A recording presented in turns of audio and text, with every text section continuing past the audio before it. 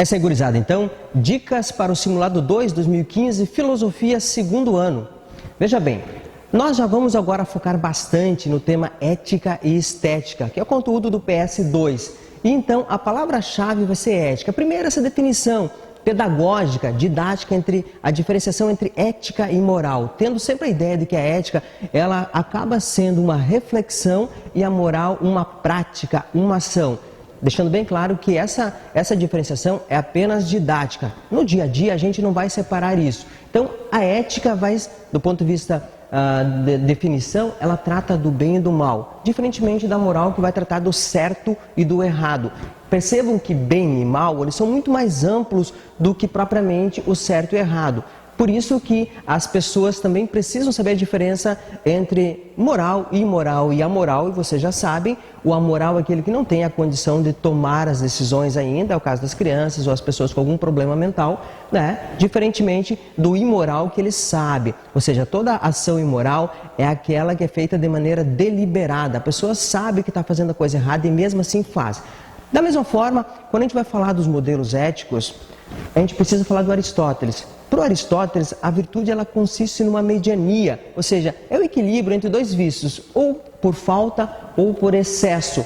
E esse modelo ético aristotélico é conhecido como teleológico, que é o modelo ético consequencialista da finalidade. Isso que é muito importante que vocês tenham bem claro também em Aristóteles.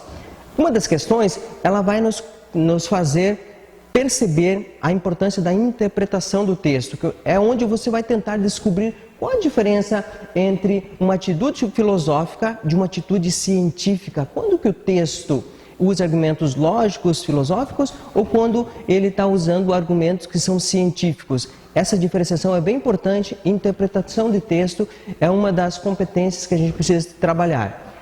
Da mesma forma, é básico que nós tenhamos bem claro a diferença entre teleológico, utilitarista e deontológico.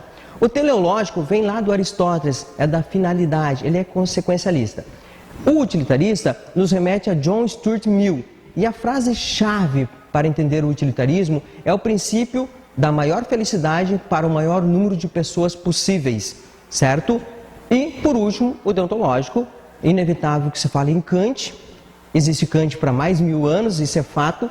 O imperativo categórico kantiano que nos leva deon, do grego deon é dever. E a máxima do imperativo categórico kantiano é: haja sempre que a máxima da atuação possa se transformar numa lei universal. E isso é muito importante. Então, ter bem claro isso. Quando se falar em teleológico, Aristóteles. Quando se falar em utilitarista, John Stuart Mill é um dos principais representantes. E no deontológico, Kant, obviamente. Da mesma forma, uma questão bem atual da ética prática, da ética do dia a dia, que tem como principal representante Peter Singer.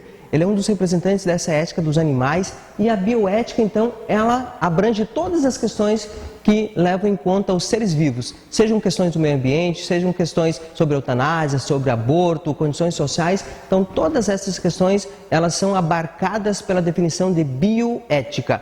Basicamente é isso, é só ter tranquilidade, ler com muita calma, fazer com vontade e você vai ter um baita sucesso. Simulado 2 2015, Filosofia.